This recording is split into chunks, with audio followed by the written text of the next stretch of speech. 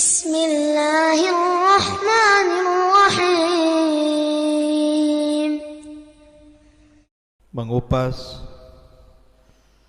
tentang rahasia di balik harta Qarun.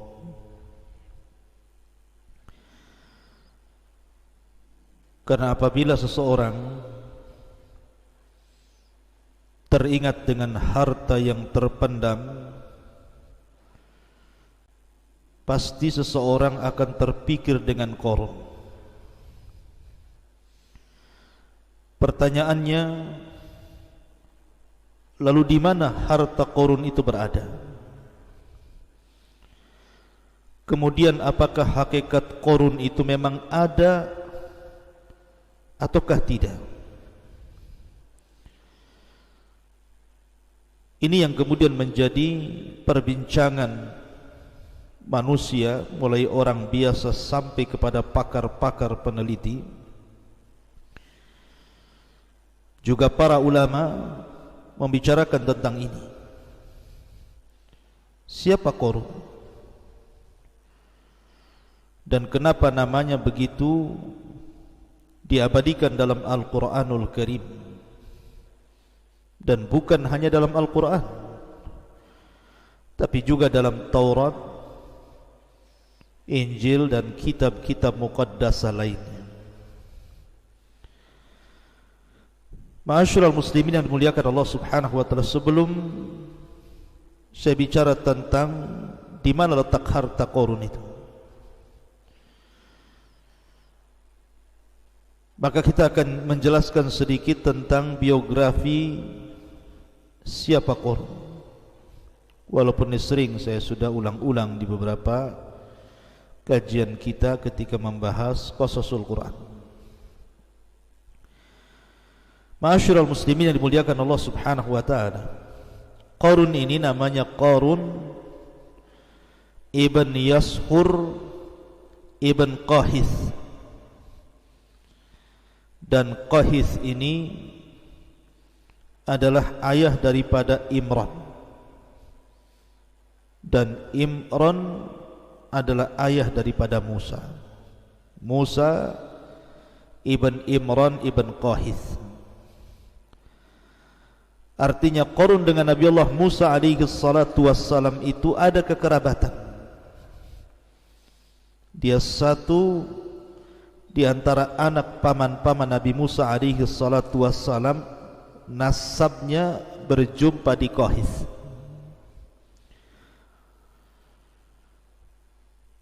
Ma'asyiral muslimin yang dimuliakan Allah Azza wa Jalla, itu berdasarkan Al-Quran nama Qarun tersebut. Makanya Muhammad ibn Ishaq ibn Yasar, beliau mengatakan anna Qarun kana ammu Musa. Qarun itu pamannya Nabi Musa. Tetapi kata Ibnu Jarir, wa aktsaru ahli ilmi, kebanyakan ahli ilmi, ala annahu kana ibnu ammi. Dia bukan paman Nabi Musa, tetapi anak dari paman Nabi Musa. Dan itu yang banyak dikuatkan para ulama, seperti riwayat daripada Abdullah ibn Abbas radhiyallahu anhuma, ketika beliau mentafsirkan inna Qaruna kana min qaumi Musa, sesungguhnya Qarun itu adalah bagian dari kaumnya Nabi Musa. Berkata Ibnu Abbas, kana ibnu ammi, karena Qarun itu anak paman Nabi Musa. Dan itu senada dengan yang dikuatkan oleh para mufassirin seperti Qatadah, Malik ibn Dinar, Ibn Jurayz dan yang lainnya. Ini berdasarkan Islam. Akan tapi kalau kita melihat pada perjanjian lama, maksudnya Taurat, maka Qarun itu namanya Qurah. Qurah ibn Yashar ibnu Qahat ibnu Lawi min abna'i ammi Musa wa Harun. Jadi Taurat memberi nama Qarun itu adalah Qurah ibn Yashar, putra Qahat, putra Lawi, dan Lawi termasuk anak-anak paman daripada Musa dan Harun. Menurut versi orang-orang Taurat, orang-orang Yahudi dalam kitab Tauratnya, bahwa Qarun ataupun Qurah ini salah satu daripada ru'asa Bani Israel, pemimpin-pemimpin Bani Israel. Dan ada juga yang mengatakan bahwa Qurah ini memang orang kaya, karena ketika itu ada orang-orang yang sangat memusuhi Nabi Musa alaihi salatu wassalam. Salah satunya adalah Qurah ini, karena melihat bahwa Musa dan Harun itu orang miskin, kenapa pula kemudian diturunkan kepadanya kenabian? Harusnya kenabian itu diberikan kepada orang-orang kaya semisalnya.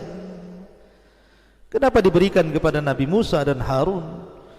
Dari situlah maka kemudian hasadlah Qurah ini, akhirnya kemudian membawa teman-temannya datang kepada Nabi Musa alaihi salatu wassalam dan mengejeknya. Maka Musa pun kemudian marah.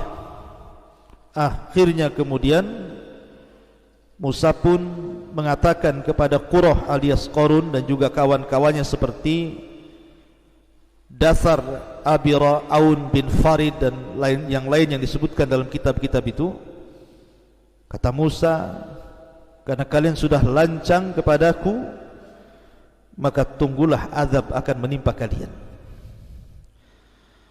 Maka di hari ketika azab itu akan ditimpakan kepada Qurah ini, maka Allah memerintahkan Musa untuk membawa orang-orang yang beriman menjauh dari istananya. Maka disitulah kemudian wa khasafna bihi wa bidarihil arda, Allah tenggelamkan istananya seorang-orang yang dalam tanah. Itu versi Taurat. Tapi versi Islam justru terbalik, bahwa Qarun ini adalah orang miskin, dan dia meminta kepada Nabi Musa alaihi salatu wassalam agar diberikan rizki yang banyak dari Allah subhanahu wa ta'ala. Maka akhirnya kemudian Qarun pun yang tadinya fakir dari fuqara Bani Israel, bahkan dia seorang mukmin dengan Nabi Allah Ya'qub, bahkan dikatakan sebagai munawwir, di mana wajahnya bercahaya karena dia memiliki suara indah ketika membaca Taurat, dan disukai oleh Bani Israel karena indahnya bacaan Taurat. Tiba-tiba kemudian setelah Allah subhanahu wa ta'ala memberikan kekayaan kepada Qarun ini, mulailah dia sedikit demi sedikit menjauh dari ajaran Musa. Dan ketika betul-betul Allah kuasakan harta yang banyak, kalla innal insana la yatgha an ra'ahu stagna, sekali-kali manusia bisa menjadi melampaui batas apabila dibentangkan kekayaan kepadanya. Ma'asyiral muslimin yang dimuliakan Allah subhanahu wa ta'ala, baik sebelum saya kupas tentang rahasia di balik harta Qarun, saya ingin membacakan beberapa ayat dalam Al-Quranul Karim yang berkaitan dengan kisah Qarun ini. Ma'asyiral muslimin yang dimuliakan Allah subhanahu wa ta'ala, Allah subhanahu wa ta'ala berfirman, inna Qarun kana min qaumi Musa fabagha alaihim, sesungguhnya Qarun termasuk kaumnya Nabi Musa,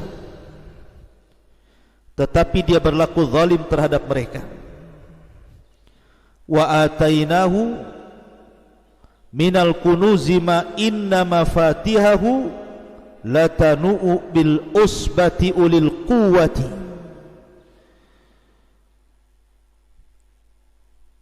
Dan kami telah anugerahkan kepada Qarun pembendaharaan harta yang kunci-kuncinya sungguh berat, dipikul oleh sejumlah orang-orang yang kuat, yang dikatakan oleh sebagian ahli tafsir bahwa kunci-kunci itu, maksudnya kunci-kunci yang dibawa oleh orang-orang kuat dari anak-anak buah Qarun ini, jadi kuncinya saja dibopong oleh orang banyak,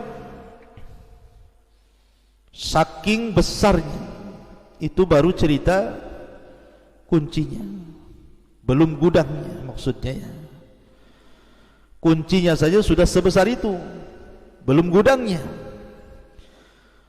Makanya kemudian Qarun ini merasa bangga karena banyaknya harta yang dimilikinya, terutama emas yang dikumpulkannya. Ma'asyiral muslimin yang dimuliakan Allah Azza wa Jalla. Kemudian Allah Subhanahu wa taala katakan dalam ayat selanjutnya,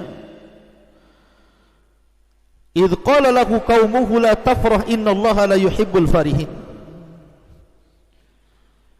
Ketika kaumnya berkata kepadanya, maksudnya orang-orang yang berakal, mengingatkan Qarun ini, janganlah engkau berlaga sombong. Sungguh Allah tidak menyukai orang-orang yang membanggakan diri. Wabtaghi fima atakallahu daral akhirah wala tansa nasibaka minad dunya. Dan carilah pahala negeri akhirat dengan apa yang telah Allah anugerahkan kepadamu. Wa ahsin kama ahsanallahu ilaik. Tetapi janganlah kamu lupakan bagianmu di dunia dan berbuat baiklah kepada orang lain sebagaimana Allah telah berbuat baik kepadamu. Ilaika wala tabghil fasada fil ardi innallaha la yuhibbul mufsidin. Dan janganlah kamu berbuat kerusakan di bumi, sungguh Allah tidak menyukai orang-orang yang melakukan kerusakan. Artinya Qarun ini sudah dinasihati oleh orang-orang yang berakal, jangan sombong. Allah tidak suka orang sombong. Carilah dengan kekayaanmu itu negeri akhirat, dan jangan lupakan dari sebagian urusan dunia. Berbuat baiklah sebagaimana Allah telah berbuat baik kepadamu, dan jangan melakukan kerusakan di permukaan bumi. Allah tidak suka dengan orang-orang yang merusak. Jadi indah sekali nasihat ini kepada Qarun. Tapi Qarun ini justru merasa sombong dan mengatakan, qala innama utituhu ala ilmin inni. Subhanallah. Qarun berkata, sesungguhnya aku diberi harta ini semata-mata karena ilmu yang ada padaku. Sebagian para ulama mengatakan, sebenarnya Qarun jadi kaya itu dari mana kekayaannya? Kenapa kemudian Qarun ini dibicarakan umat satu dunia, Yahudinya, Nasraninya, Islamnya, semua berbicara tentang harta Qarun, tentang kekayaan Qarun. Kok bisa Qarun itu jadi kaya raya? Ada yang mengatakan bahwa asal kekayaan Qarun itu karena Qarun itu menguasai Ismul A'zam, nama-nama Allah Subhanahu wa ta'ala yang sangat agung. Seperti dalam nama Asmaul Husna dalam Islam itu kan ada Asmaul A'zam. Ada yang mengatakan Al-Hayyu, Al-Qayyum, ada yang mengatakan Allah. Pokoknya disembunyikan mana satu dari 99 nama ini. Nah, Qarun ini menguasai betul Asmaul A'zam ini, sehingga Asmaul A'zam itu maksudnya kalau orang berdoa pasti dikabulkan. Sehingga karena dia menguasai Asmaul A'zam, seperti kalau kita membicarakan tentang Bal'am ibn Ba'ura, itu juga sama menguasai Ismul A'zam, dimana kalau berdoa mustajab, tidak mungkin ditolak. Lah dengan sebab Qarun menguasai Ismul A'zam itulah dia meminta kepada Allah untuk menjadi kaya raya, dan Allah kabulkan. Namun setelah itu dia kufur nikmat kepada Allah Azza wa Jalla. Walaupun pendapat ini tentu dibantah oleh para ulama, karena Ismul A'zam itu diperuntukkan bagi orang-orang yang beriman, bukan orang-orang kafir seperti Qarun. Kemudian yang kedua, Qarun ini dianugerahi oleh Allah Subhanahu wa taala tentang ilmu kimia. Dia bisa merubah dari sesuatu yang tidak berharga menjadi berharga. Bahkan bahasanya pasir aja bisa dibentuk jadi emas. Bahkan dia membentuk pintunya dari emas murni dan juga kursinya. Tapi pendapat ini pun dibantah oleh para ulama. Maka yang benar apa? Yang benar Qarun kana tajira. Qarun itu jadi kaya karena berniaga. Dan dia tujarul zahab, peniaga emas.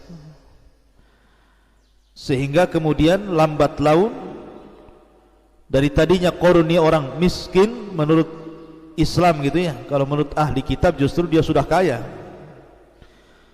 Tetapi kemudian dengan kesibukan berdagang, akhirnya kemudian dia berhasil menjadi orang kaya raya. Dia pun togok melampaui batas, wa takabbara, kemudian sombong kepada Allah Azza wa Jalla. Akhirnya Allah murka kepada Qarun. Jadi itu hasil kekayaan Qarun itu dari tajir. Ma'asyiral muslimin yang dimuliakan Allah Subhanahu wa taala. Kemudian Qarun pun mengatakan, dengan bangganya dia mengatakan, innama utituhu ala ilmin indi. Kemudian Allah katakan, awalam ya'lam annallaha qad ahlaka min qablihi minal qurun man huwa asyaddu minhu quwatan wa aktsaru jam'a wa la yus'al an dzunubihimul mujrimun. Tidakkah dia Qarun itu mengetahui bahwa Allah telah membinasakan umat-umat sebelumnya yang mungkin jauh lebih kuat dibandingkan Qarun dan lebih banyak harta dibandingkan Qarun, dan orang-orang yang berdosa itu tidak perlu ditanya tentang dosa-dosa mereka. Ma'asyiral muslimin yang dimuliakan Allah Azza wa Jalla, Qarun ini kan sangat kaya, suka menggunakan pakaian-pakaian yang syuhrah, yang megah, ingin menunjukkan bahwa dia orang kaya. Sehingga dari penampilan Qarun, dari kekayaan Qarun, dari kebun, dari gudang-gudang harta, dari para pelayan, itu menjadikan pandangan manusia kepada Qarun ini, mereka ingin seperti Qarun. Jadi orang-orang fuqara wal masakin apabila memandang Qarun ini, berangan-angan kapan saya ingin seperti Qarun itu.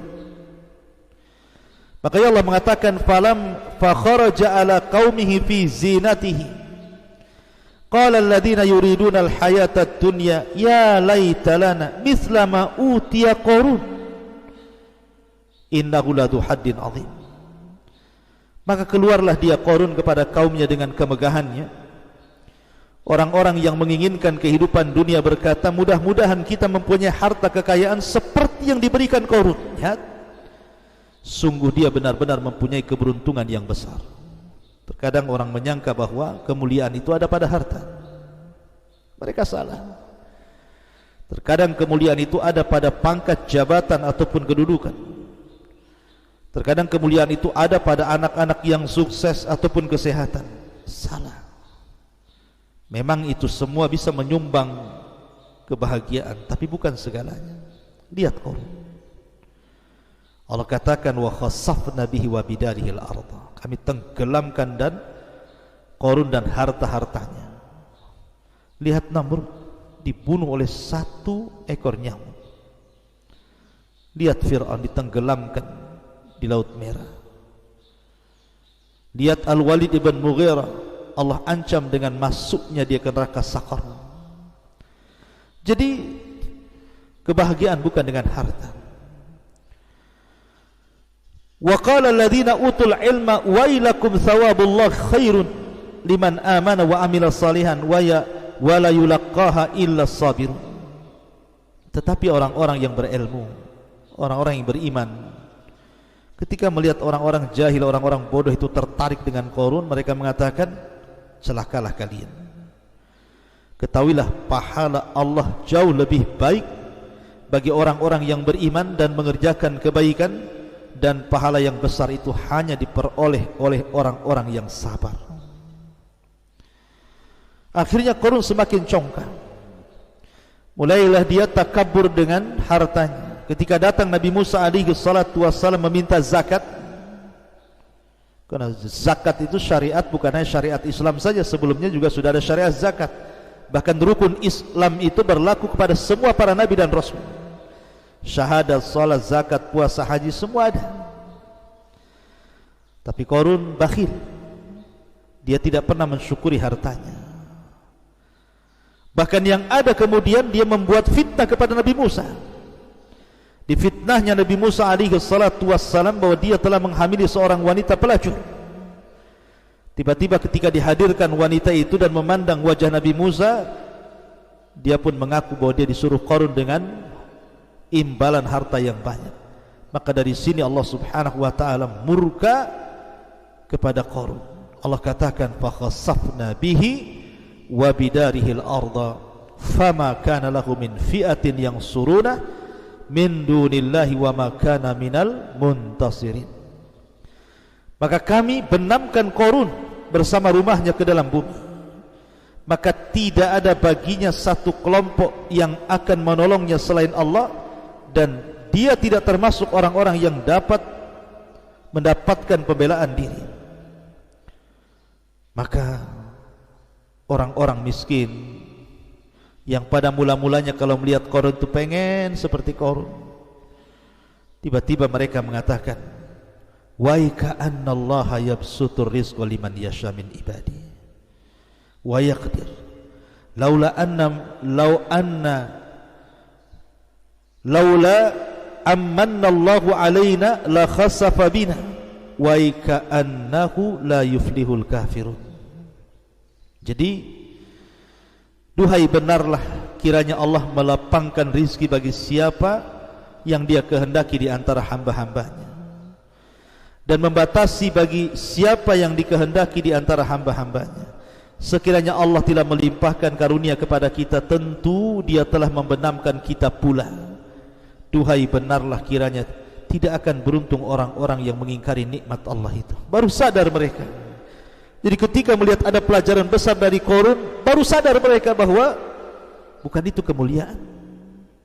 Makanya Allah akhiri ayatnya, tilka darul akhiratu naj'aluha lilladina la yuriduna uluwan fil ardi wala fasadan wal aqibatu lil muttaqin. Negeri akhirat itu kami jadikan bagi orang-orang yang tidak menyombongkan diri dan tidak berbuat kerusakan di bumi, dan kesudahan yang baik bagi orang-orang yang bertakwa. Intinya bahwa Qarun pun diazab Allah. Kemudian dirobohkan semua istananya, semua gudang-gudang emasnya, semua pembendaan hartanya, termasuk juga dirinya. Pertanyaannya, ma'asyiral muslimin yang dimuliakan Allah subhanahu wa ta'ala, di mana harta Qarun itu? Di mana peristiwa ini terjadi? Ma'asyiral muslimin yang dimuliakan Allah subhanahu wa ta'ala, sebelum saya jelaskan, kita akan jelaskan dulu sebenarnya peristiwa Qarun, perselisihan Qarun dengan Nabi Musa itu di Mesir, ataukah setelah Nabi Musa membawa Bani Israel sampai ke negeri Tih. Kalau versi Taurat, bahwa kejadian perselisihan Qarun dengan Nabi Musa alaihi salatu wassalam itu terjadi di Mesir. Karena ada yang mengatakan Qarun itu adalah salah satu dari orang-orang atau wazirnya Fir'aun dan Haman. Dan istilah Taurat namanya Qurah bin Yashar. Itu orang dekatnya Fir'aun dan Haman, dan dia orang kaya. Adapun versi Islam bahwa kejadian Qarun dengan Nabi Musa itu setelah hijrahnya kaum muslimin dari Mesir menuju Palestina. Maka disitulah terjadi di Arditih. Qarun membangkang perintah Nabi Musa alaihi salatu wassalam, nasibnya sama dengan Bal'am ibn Ba'ura. Kenapa? Karena salah satu laqab Qarun itu Munawwir, Hasanus Saut, suaranya indah ketika membaca At-Taurat, dan manusia suka dengan Qarun itu karena bercahaya wajahnya, menunjukkan bahwa orang yang membaca Al-Quran itu terang wajahnya. Lah, kita tahu bahwa Taurat bukan turun di Mesir. Taurat itu turun ketika Nabi Musa berada di bumi Tih. Maka dari sini menunjukkan bahwa peristiwa ini terjadi setelah hijrahnya Musa membawa Bani Israel dan menyelamatkan dari kejaran Fir'aun, sehingga sampailah di negeri Tih, negeri linglung bahasa kitanya, karena ketika diajak jihad mereka tidak mau. Disitulah peristiwa berlaku. Ma'asyiral muslimin yang dimuliakan Allah subhanahu wa ta'ala, dalam cerita barat ada lagi bahwa Qarun itu adalah raja Libya, Malik Kuruzus, yang dikenal di barat ini. Kuruzus ini raja Libya yang sangat kaya raya gitu ya, yang konon dia orang yang pertama kali mencetak uang emas. Dialah Qarun itu sebenarnya. Tapi ulama Islam menolak pendapat dari barat. Kenapa? Karena Kuruzus ini mati di tangan Qurus Al-Farisi, dan ini bertentangan dengan Al-Quran yang Allah katakan wa khasafna bihi wa bidarhil arda. Qarun ditenggelamkan bersama harta-hartanya ke perut bumi. Sementara Kuruzus ini mati di tangan Qurus Al-Farisi, sehingga apa yang diprasangkakan barat bahwa Qarun adalah Kuruzus ini tidak benar, karena bertentangan dengan Al-Quran dan juga sunnah Nabi sallallahu alaihi wasallam. Ma'asyiral muslimin yang dimuliakan Allah azza wa jalla, setelah kita tahu bahwa peristiwanya di Arditi, di bumi linglung ini, lalu terjadi silang pendapat. Di mana harta Qarun yang ditenggelamkan Allah itu? Ada yang mengatakan bahwa peristiwa itu terjadi di Mesir, terjadi di Kairo, di Mesir sana, di tempat yang disebut Al-Fayyum. Al-Fayyum ini kalau dibuat jarak dari Kairo Mesir sekitar 150 km. Di barat daya Kairo dan Mesir, Fayyum ini. Karena di situ konon ada runtuhan bangunan yang dipercaya sebagai tempat tinggal Qarun di masa itu, dan tempat itu berdekatan dengan Danau Qarun, atau kurang lebih berjarak sekitar 2 km. Menurut beberapa sumber, bangunan yang masih berdiri kokoh adalah benteng yang dibangun oleh Qarun. Jadi ada yang berpendapat bahwa Qarun itu hartanya dipendam di Fayyum, di Mesir sana. Bahkan Fayyum ini menjadi pusat penelitian dunia. Apakah betul di situ pernah terjadi gempa gitu sehingga menghancurkan istana Qarun dan Qarun-Qarunnya sekali gitu ya? Ataukah ada tempat lain selain Fayyum ini? Ada juga yang mengatakan bahwa peristiwa ini bukan terjadi di Fayyum, tetapi terjadi di Nainawa. Nainawa mana? Di Irak. Disitulah kekayaan Qarun yang kemudian Allah subhanahu wa ta'ala tenggelamkan ke bumi, di Nainawa di Irak. Ada juga yang mengatakan bahwa harta Qarun itu ya di bawah sungai Efrat itu. Nabi SAW yang mengatakan bahwa di situ ada pembendarahan emas gitu ya. Tapi ma'asyiral muslimin, Quran ataupun sunnah Nabi SAW tidak menjelaskan secara detail letaknya di mana, Kemudian waktunya kapan, karena kelahiran Qarun dan wafatnya Qarun aja tidak dijelaskan. Yang disepakati bahwa Qarun itu hidup di zaman Nabi Musa dan mati di zaman Nabi Musa. Tapi kapan lahirnya, kapan wafatnya tidak dijelaskan. Termasuk tempat ditenggelamkan Qarun dan juga seluruh istana dan kekayaannya tidak dijelaskan. Sehingga kita hanya berpatokan kepada Al-Quran dan Sunnah Nabi SAW, karena tidak ada keterangan yang jelas dari Quran Sunnah tentang letaknya di mana. Sehingga kemudian manusia menerka-nerka, ada yang mengatakan di Fayyum di Mesir, ada yang mengatakan di Nainawa Irak, ada yang mengatakan di Efrat gitu, dan begitu seterusnya. Yang jelas bahwa kemungkinan bisa terjadi. Yang jelas bahwa Qarun pernah ditenggelamkan bersama hartanya. Di mana harta itu berada, wallahu a'lam. Itu yang paling selamat, wallahu a'lam. Ma'asyiral muslimin yang dimuliakan Allah Subhanahu wa taala, maka kita tidak bisa memastikan keberadaan harta Qarun yang terpendam di dasar bumi itu. Tapi yang jelas bahwa Al-Quran ketika menceritakan sebuah kisah, yang paling inti itu bukan bicara tentang tahun kelahiran, tahun wafat, di mana kejadian, di tempat mana, bukan itu. Tetapi ketika Allah menceritakan sebuah kisah itu untuk diambil fawaid dan juga ibrah.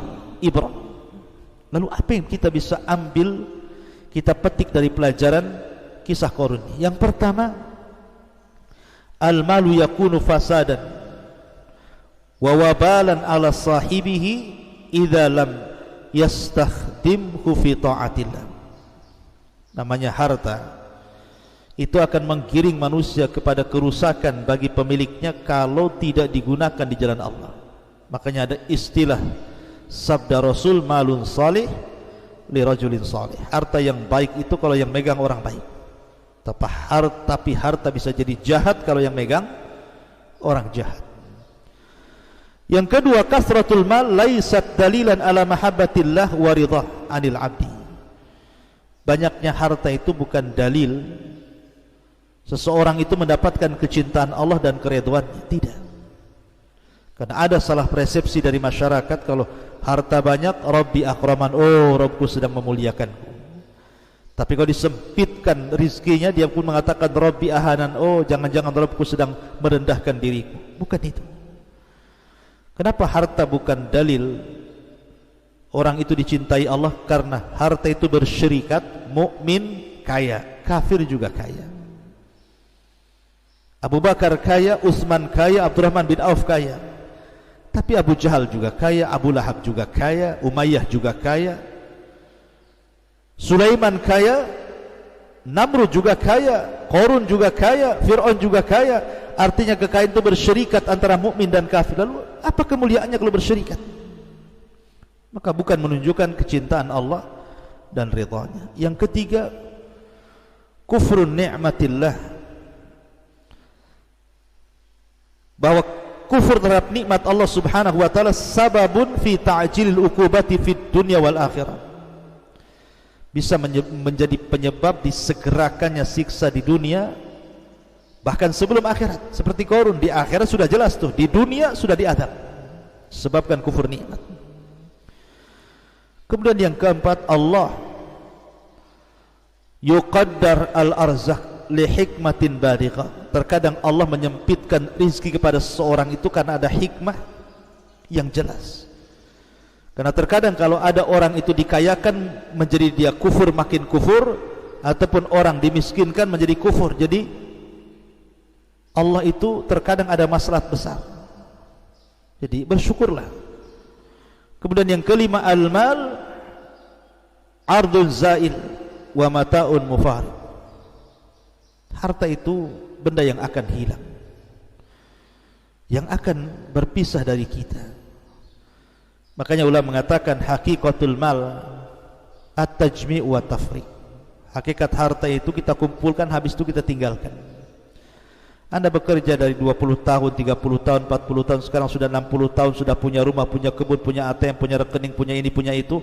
Tiba-tiba besok mati karena corona. Dibawa harta Anda ke dalam kuburan? Tidak.